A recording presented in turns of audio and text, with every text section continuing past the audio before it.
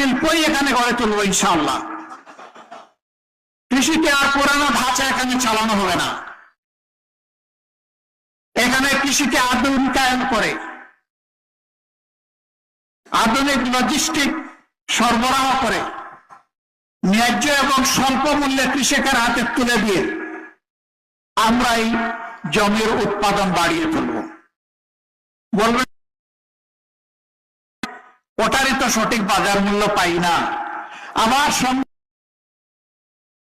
আমাদের উৎপাদিত ফসল ধ্বংস হয়।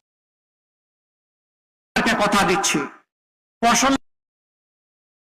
করা হবে এবং ফসল সংরক্ষণ নিশ্চিত করা হবে। জায়গায় সংরক্ষণাগার ঘরে তোলা হবে,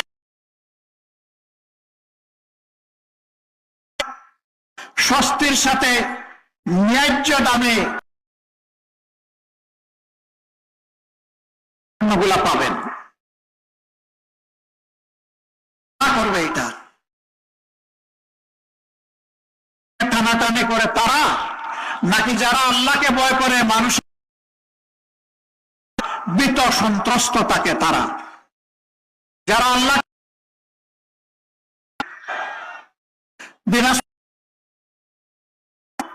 এইখানে কোন চাঁদাবাজি ও মা এখানেও হয়,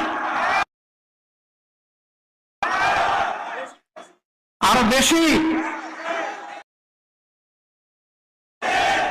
আচ্ছা এটাও বাদ দিলাম, ছাতাবাজিকে ভালোবাসেন যারা তারা একটু হাত তুলেন দেখি। হিন্দুতে যারা রাজি তারা একটু হাত তুলেন।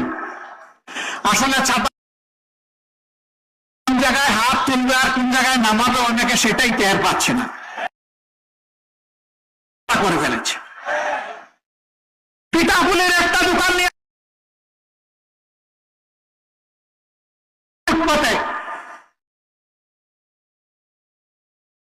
সেইখানে আসে চাঁদা ছয়, লজ্জা হয় না? এই মাকে আমার দেশ পেটের কুটার জ্বালায় উদান করে হাতের তৈরি জিনিস খাবার তুলে দেবে, তুমি এখানে অংশ বসাও। আমরা লজ্জিত, এই লজ্জার হাত থেকে চাই ইনশাআল্লাহ আমরা পারবো। আমরা নেই না,